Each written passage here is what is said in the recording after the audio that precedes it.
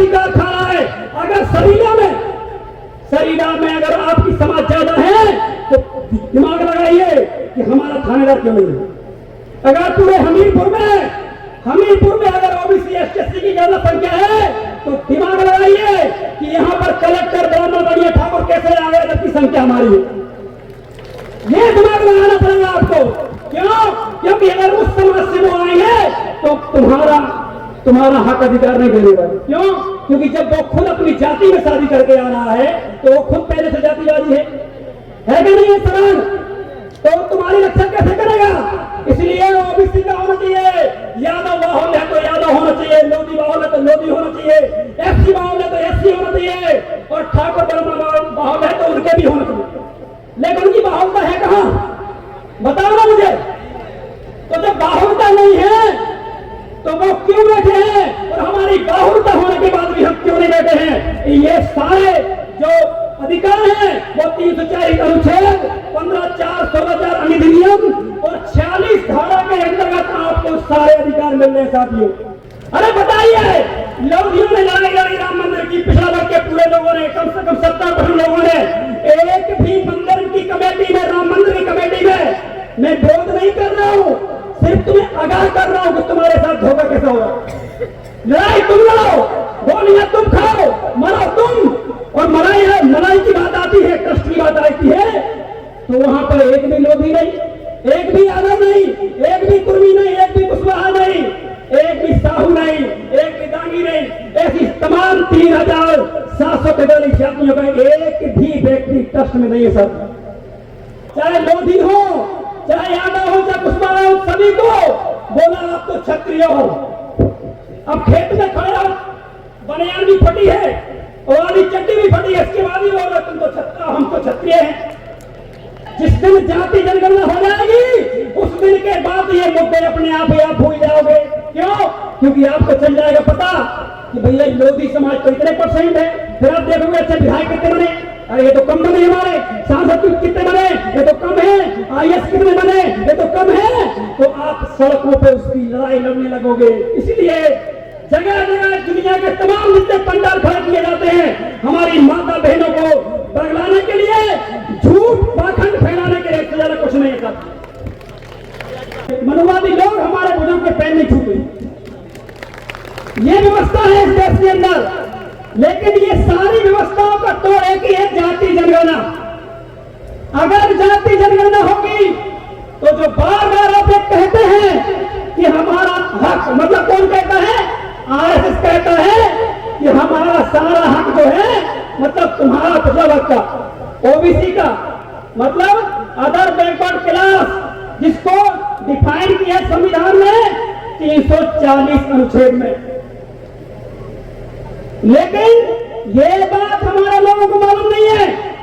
उनको यह पता है कि कश्मीर से 370 हटी है, लेकिन आज के संविधान लागू होने के बाद, लगभग 90 साल होने के बाद भी ये पता नहीं है कि तुम्हारे सारे हक अधिकारों की, जो सारे हक अधिकार मिले हैं वो 340 अनुच्छेद के कारण मिले हैं। सभी को मैं धन्यवाद देना चाहता हूँ कि आप लोगों ने इतना बड़ा, मेरे बात तो सब भी बड़ा अच्छा है, बुंदेलखंड बहुजन महोत्सव, ये एक क्रांति की मिसाल है। जो एक कार्यक्रम होने जा रहा है और तथागत गौतम बुद्ध के रूप में एक आप लोगों ने जो सरीला को विकसित किया है, ये बहुत ही प्यारा है। मैंने सुना था कई हमारे जो साथी हैं, रेलवे में अधिकारी हैं, कई लोगों ने हमें कहा कि सरीला जाना से बहुत अच्छा काम चल रहा है। मैं सिर्फ एक ही विषय पर बात करूंगा क्योंकि बहुत सारे विषय हैं और सभी बड़े बड़े वक्ता हैं, बुद्धिजीवी हैं। आज सबसे जरूरी है इस देश के अंदर जाति जनगणना। अब लेकिन जाति जनगणना तो है, पर कैसे होगी? क्या बाबा साहब भीमराव अम्बेडकर जी ने इसके प्रावधान किए हैं? क्या संविधान में इसकी व्यवस्था है? कैसे ये लड़ाई लड़ी जाएगी? तो इस पर मैं थोड़ा सा प्रकाश डालूंगा, शायद 5-10 मिनट के लिए। साथियों, इस देश के अंदर अगर सबसे बड़ा संकट है तो वो पिछड़ा वर्ग के साथ चल रहा है।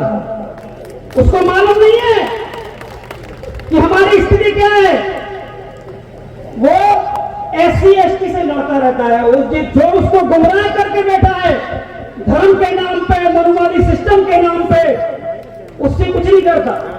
मतलब हमारा पिछड़ा वर्ग इतना गुलाम है कि एक साथ में जन्म लिए बच्चे एक ऊंची जाति का है तो उसके हमारे पिछड़ा वर्ग की माता बहनें छुट्टा छोड़ के पैर छूते हैं, और एक 80 साल का यही पिछड़ा वर्ग का बुजुर्ग जिसके ये मनुवादी लोगों के कोई भी पैर नहीं, मनुवादी लोग हमारे बुजुर्ग के पैर नहीं छूते। ये व्यवस्था है इस देश के अंदर। लेकिन ये सारी व्यवस्थाओं का तोड़ है कि एक जाति जनगणना। अगर जाति जनगणना होगी तो जो बार बार आप लोग कहते हैं कि हमारा हक, मतलब कौन कहता है? RSS कहता है कि हमारा सारा हक जो है, मतलब तुम्हारा पिछड़ा वर्ग का, OBC का, मतलब अदर बैकवर्ड क्लास, जिसको डिफाइन किया संविधान में 340 अनुच्छेद में। लेकिन ये बात हमारे लोगों को मालूम नहीं है। उनको यह पता है कि कश्मीर से 370 हटी है, लेकिन आज के संविधान लागू होने के बाद, लगभग 90 साल होने के बाद भी ये पता नहीं है कि तुम्हारे सारे हक अधिकारों की, जो सारे हक अधिकार मिल रहे हैं वो 340 अनुच्छेद के कारण मिल रहे हैं। 340 अनुच्छेद में यह है कि आपका आयोग बने, आपकी जनगणना हो, और जनगणना जिस दिन हो गई तो बाबा साहब अम्बेडकर जी ने फिर लिखा है 15(4) और 16(4) जो पदोन्नति और आपके प्रतिनिधित्व, मतलब आरक्षण के लिए कि आपको भी संख्या के अनुपात में हिस्सेदारी मिले। लेकिन हमारे लोगों को कोई मतलब नहीं है। कभी दशहरा मिलन समारोह, कभी होली मिलन समारोह, कभी ये समारोह। मैं ये नहीं कहता कि आप बंद करो, लेकिन मैं ये कहता हूं कि तुम्हारे बच्चों का भविष्य कौन खा रहा है उस पर चर्चा करो हमारे साथ। लेकिन हमारे लोग क्या करते हैं? इन पंडित जी की पूजा कर लो, ये पंडाल में ज्यादा खर्च कर लो, अरे ये सब तो बहुत बरसों से कर रहे हो, इससे कुछ नहीं मिला। जब तक आप क्रांतिकारी रूप में आके सड़कों पर आंदोलन नहीं करोगे जाति जनगणना के लिए, तब तक ऐसे ही जैसे दिवाली में धर्मपाल लोधी जी को एक ब्राह्मण ने लगातार गालियां दी है विधायक होने के बाद। पता है आपको क्या? मैं आपको बता रहा हूं, दिवाली के विधायक जो लोधी है वो बीजेपी के हैं, लेकिन इसके बाद भी विधायक से बड़ा ब्राह्मण है। क्यों? वो कह रहा है कि तुमने हमारे रावण के खिलाफ क्यों बोला? उन्होंने बोला कि आपने लक्ष्मण का एक प्रसंग है और राम का, उसमें आपने परशुराम जी को नीचे क्यों दिखाया? अरे जो प्रसंग लिखा होगा उन्हें बोल दिया, और वो सत्य उन्होंने जो उन्होंने लिखा मनुवादियों ने, क्योंकि हमारे लोगों को पढ़ने लिखने का अधिकार भी नहीं था। 1813 के पहले चाहे राजपूत लोधी हो, चाहे कुशवाहा हो, चाहे कुर्मी हो, चाहे OBC SC समाज की 3000 जातियां और OBC समाज की 3000 सहस्त्र जातियों में कोई भी पढ़ा लिखा नहीं था। तो आप कैसे कह सकते हो कि ये जो लिखे हैं उन्होंने वो तुम्हारे हिसाब से लिखे? वो उन्होंने अपने हिसाब से लिखे और अपने आप को ऊंचा दिखाया साथियों। इसलिए आज लड़ाई जाति जनगणना की है। जनगणना होगी तो पता चलेगा कि यादव समाज कितना है देश के अंदर, पता चलेगा लोधी समाज कितना है, कुर्मी समाज कितना है, कुशवाहा समाज कितना है, साहू समाज कितना है। 3000 जातियों की जनगणना होगी और फिर आपको पता चलेगा कि जो 543 सीट इस देश के अंदर लोकसभा की होती है उसमें 131 सीट तो SC ST के लिए रिजर्व है, पर तुम्हारे लिए क्यों नहीं है सर? तुम्हारे लिए भी रिजर्व हो सकती है, लेकिन लड़ाई लड़े यादव, लड़ाई लड़े SC SC OBC के लोग, SC और ST के लोग, और मलाई आपको चाहिए। अरे जब फायदा है, जब निचले स्तर पे जब आरक्षण लागू है आपकी प्रधानी में, आपके बाढ़ में, तो आपके दिमाग में एक क्लिक क्यों नहीं करता है कि फिर सांसद में क्यों नहीं है, फिर आपका विधानसभा में क्यों नहीं है, फिर आपका जितनी भी जहां भी चुनाव होता है वहां उस व्यवस्था में आपका आरक्षण क्यों नहीं है? वो भी संख्या के अनुपात में नहीं पता। हमारा बच्चा पढ़ रहा था साहब, नौकरी नहीं लगी। अरे बच्चा 5-5 बच्चे सारे नौकरी करते हैं, उनमें एक बदमाश निकलता है तो वो तुमको मूर्ख बना के कमाता है। साथ बनाना कि नहीं बनाता? कभी कह देगा पानी में आग लगा देंगे। अरे आपको कभी देखा आपने किसी ने ऐसा मंत्र मारते हुए कि एक पैर कटा हुआ है किसी का और मंत्र मार दे और तुरंत के पैरों उसमें पैर लग जाए? देखा आपने कभी? दुनिया का कोई कितना भी शक्तिशाली बाबा हो कर सकता है क्या? जब ये नहीं कर सकते वो, तो फिर कैसे कर सकते हैं कि हम बच्चा पैदा कर देंगे फूंक मार? तो हमें समझना होगा। मैं देखिए किसी धर्म का विरोधी नहीं हूं, लेकिन अगर धर्म के नाम पे हमारे हक अधिकारों को रोका जा रहा है तो हम ऐसे धर्म पे भी उंगली उठाएंगे। अरे बताइए, लोधियों ने लड़ाई लड़ी राम मंदिर की, पिछड़ा वर्ग के पूरे लोगों ने, कम से कम 70% लोगों ने, एक भी मंदिर की कमेटी में, राम मंदिर की कमेटी में मैं विरोध नहीं कर रहा हूं, सिर्फ तुम्हें आगाह कर रहा हूं कि तुम्हारे साथ धोखा कैसा होगा। लड़ाई तुम लड़ो, गोलियां तुम खाओ, मरो तुम। और मलाई की बात आती है, ट्रस्ट की बात आती है, तो वहां पर एक भी लोधी नहीं, एक भी यादव नहीं, एक भी कुर्मी नहीं, एक भी कुशवाहा नहीं, एक भी साहू नहीं, एक भी दांगी नहीं, ऐसी तमाम 3743 जातियों का एक भी व्यक्ति ट्रस्ट में नहीं है सर। लेकिन अभी अगर कोई मुद्दा बनाना पड़ेगा तो हिंदू मुस्लिम करके और सारे लोधियों को, सारे कुशवाहाओं को उनके खिलाफ खड़ा कर देंगे साथ। इसलिए जिस दिन जाति जनगणना हो जाएगी उस दिन के बाद ये मुद्दे अपने आप ही आप भूल जाओगे। क्यों? क्योंकि आपको चल जाएगा पता कि भैया लोधी समाज तो इतने % है। फिर आप देखोगे अच्छे विधायक कितने बने, अरे ये तो कम बने, हमारे सांसद कितने बने, ये तो कम है, IAS कितने बने, ये तो कम है। तो आप सड़कों पे उसकी लड़ाई लड़ने लगोगे। इसलिए जगह जगह दुनिया के तमाम जितने पंडाल खड़े किए जाते हैं हमारी माता बहनों को बगलाने के लिए, झूठ पाखंड फैलाने के लिए, इससे ज्यादा कुछ नहीं था। इसलिए 340 अनुच्छेद में बाबा साहब भीमराव अम्बेडकर जी ने वो भी हमारे पिछड़ा वर्ग के कुछ लोग लिखने नहीं दे रहे। जब 1932 में गोलमेज सम्मेलन हुआ, ये पिछड़ा वर्ग के लोगों को मैं बताना चाहता हूं, सुन लो, ये बात कोई नहीं बताएगा, आपको अधिकार क्यों नहीं मिलते, आपको कोई नहीं बताएगा। 1932 में जब गोलमेज सम्मेलन हुआ तो भारत की ओर से SC और ST का प्रतिनिधित्व करने वाले हमारे सिंबल ऑफ नॉलेज बाबा साहब भीमराव अम्बेडकर वहां प्रतिनिधित्व कर रहे थे साहब। लेकिन हमारा पिछड़ा वर्ग का प्रतिनिधित्व करने के लिए यहां से सरकार ने, जो भी यहां का सिस्टम चलता था उसमें, उसने एक भी पिछड़ा वर्ग का व्यक्ति नहीं भेजा। अगर उस समय भेज देते तो वो अपनी बात रखता अंग्रेजों के सामने। क्यों? क्योंकि उस समय अंग्रेज छोड़ के जाने वाले थे देश, इसलिए तो हमारा कोई प्रतिरोध करने वाला नहीं था।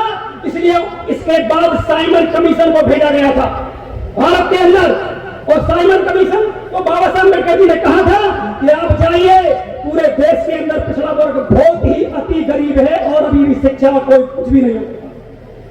लेकिन जब यह पता चला मनुवादियों को कि साइमन कमीशन यहां पर क्यों आ रहा, तो साइमन कमीशन का विरोध करवाया। क्यों करवाया? अब सोचिए, क्योंकि साइमन कमीशन अगर यहाँ के पिछड़ा वर्ग की यथास्थिति लिख के चले जाते तो आपको भी संख्या के अनुपात में आज हिस्सेदारी मिलती होगी साथियों। लेकिन हमारे लोगों को, चाहे लोधी हो, चाहे यादव हो, चाहे कुशवाहा हो, सभी को बोला आप तो क्षत्रिय हो। अब खेत में खड़े हो, बनियान भी फटी है और आधी चड्डी भी फटी है, इसके बाद ही बोल रहे तुम तो हम तो क्षत्रिय हैं। बोल रहे हैं ऐसा बोल रहे भैया। अरे आज भी देख लो खेतों में जाके हमारा समाज आधे कपड़े पहनता है, आधे फटे कपड़े पहनता है। उसमें मनुवादियों ने बोला अच्छा आपको हेरवा बनना है क्या, आपको मेहता बनना है क्या? मैं भी जाता हूँ, बड़ बोलना पड़ रहे।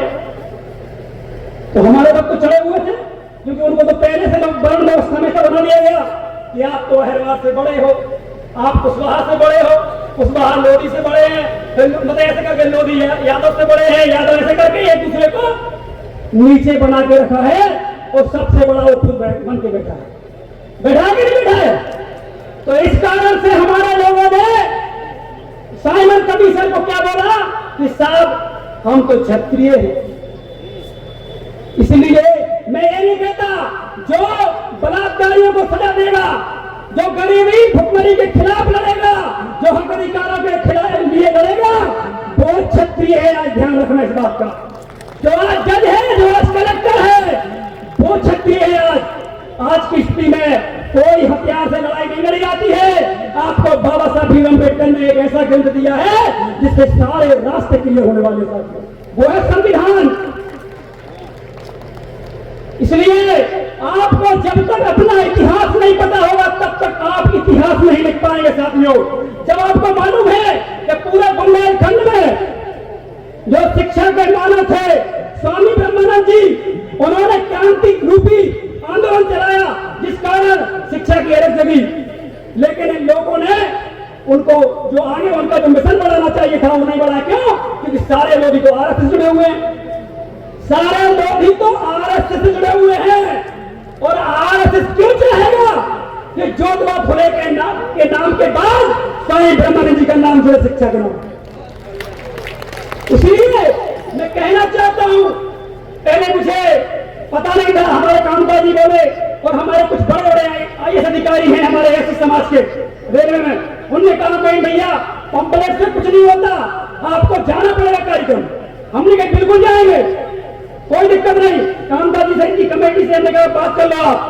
साथियों, आज के समय अगर सबसे ज्यादा प्रताड़ित है कोई तो वो ओबीसी वर्ग है, क्योंकि आप अगर थाने जाएंगे तो ब्राह्मण बनिए ठाकुर बैठा है कि नहीं बैठा? आपके पास एससी और एसटी एक्ट नहीं है ना लगाने के लिए, नहीं है ना? हमारे भाइयों के पास है, वो सुरक्षा कवच है। ऐसा आपका भी होना चाहिए, लेकिन कौन लड़ेगा? कौन लड़ेगा? ये लड़ाई भी आप चाहते हैं एससी और एसटी का ये लड़ेगा? जब सुरक्षा आपकी होनी है तो ओबीसी एक्ट भी आपका बनना चाहिए कि अगर कोई भी सवाल आपके खिलाफ कुछ करता है तो ये वाला एक्ट लगाया जाएगा। टाइम याद नहीं होगा जी। तो समय ज्यादा हो रहा है, लेकिन मैं 2 मिनट में अपनी बात को क्लियर करूंगा। मैं ओबीसी महासभा के माध्यम से, हमारे यहाँ साहू जी, निषाद जी, काफी टीम है हमारी ओबीसी महासभा की। हम लोग उत्तर प्रदेश में भी और मध्य प्रदेश में हम 3 बार मुख्यमंत्री घेराव किए और पूरे मध्य प्रदेश में हमने पैदल यात्रा निकाली है। हम लोग डरते रहते नहीं है इनके मनोवादी सिस्टम से। मरना आज भी है, मरना कल भी है, लेकिन कीड़े मकोड़ों की तरह नहीं मरेंगे, समझ गए ना? हम बहुजन क्रांतिकारी की छाप लगा के मरेंगे ताकि आने वाली पीढ़ी भी हमको देख के लड़ सके। ये जरूरी है। हमें अपने बच्चों को कीड़े मकोड़ों की तरह मत बनाओ, उनको क्रांतिकारी बनाओ, गलत के खिलाफ लड़ सके वैसा बनाओ। मैं यहाँ बैठे हुए हमारे ओबीसी वर्ग, एसटी वर्ग, माइनॉरिटी समाज के साथियों से कहना चाहता हूँ, ये भारत भूमि गौतम बुद्ध की भूमि है और यहाँ हर ओबीसी एसटी माइनॉरिटी समाज का बुद्धिजीवी है। इसलिए अपनी दिमाग लगाइए, कौन आपका अधिकार खा रहा है?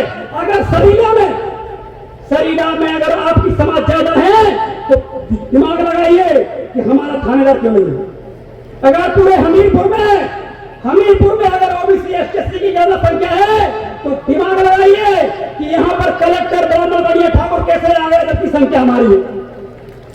ये दिमाग लगाना पड़ेगा आपको। क्यों? क्योंकि अगर उस समाज से वो आएंगे तो तुम्हारा हक अधिकार नहीं देने वाले। क्यों? क्योंकि जब वो खुद अपनी जाति में शादी करके आ रहा है तो वो खुद पहले से जातिवादी है कि नहीं? सवाल तो तुम्हारी रक्षा कैसे करेगा? इसलिए ओबीसी का होना चाहिए, यादव बाहुल है तो यादव होना चाहिए, लोधी बाहुल है तो लोधी होना चाहिए, एससी बाहुल है तो एससी होना चाहिए और ठाकुर ब्राह्मण बाहुल है तो उनके भी होना चाहिए। लेकिन उनकी बाहुलता है कहां? बताओ ना मुझे। तो जब बाहुलता नहीं है तो वो क्यों बैठे हैं? और हमारी बाहुलता होने के बाद भी हम क्यों नहीं बैठे हैं? ये सारे जो अधिकार हैं वो 304 अनुच्छेद, 15(4), 16(4) अधिनियम और 46 धारा के अंतर्गत आपको सारे अधिकार मिल रहे हैं साथियों। लेकिन लड़ना पड़ेगा, बलिदान देना पड़ेगा। सड़कों पे अगर संघर्ष की बात आएगी तो जैसी भी लड़ाई हो वैसी लड़ना पड़ेगी। जय भीम।